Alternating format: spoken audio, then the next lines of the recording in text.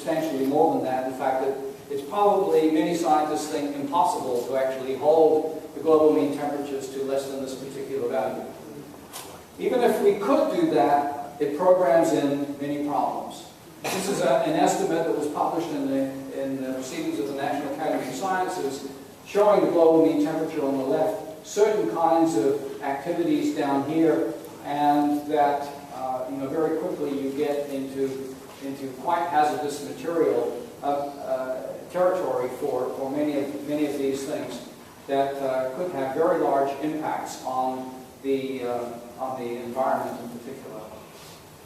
So there have been some estimates as to what would it take and how much more carbon dioxide could be put in the atmosphere to get to that level. And the estimate is that it doesn't matter exactly when you put it in so much as how much the total is. And it's been estimated to be 565 gigatons of carbon going into the atmosphere. And so that's a result of some of my colleagues. Last year, the emissions were 31.6 gigatons. They were up 3.2% from the year before. I showed you some of these before. China's emissions rose 9.3%. So at the current rate, we will go through this number in 16 years. 16 years. How much is actually available?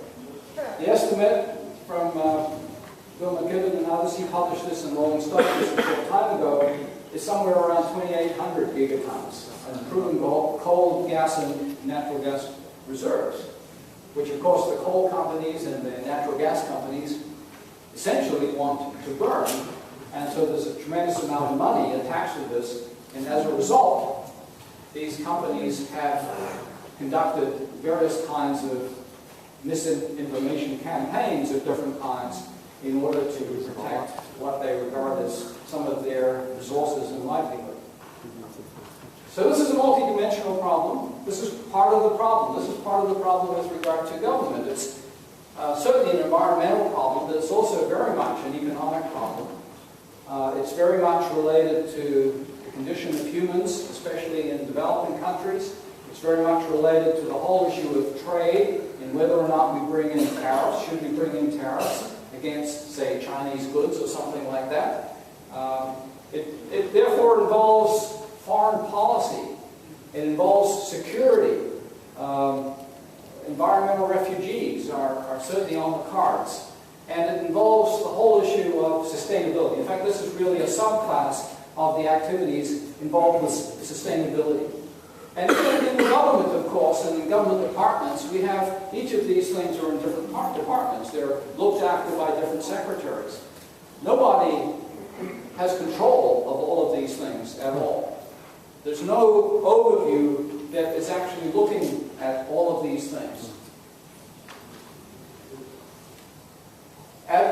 General Zinni made this comment back in 2009. We will pay for this one way or another. We will pay to reduce greenhouse gas emissions today, and we'll have to take an economic hit of some kind, or we'll pay the price later in military terms, and that will involve human lives. And so this indeed relates to the destabilization of many economies, many countries, environmental refugees that are going to be related to the insufficient water and food and the changes in the climate that are occurring. So one way to think about this, one way perhaps to talk about this more reasonably, is to talk about mitigation. One thing you can do is to mitigate this, try and prevent this problem from happening.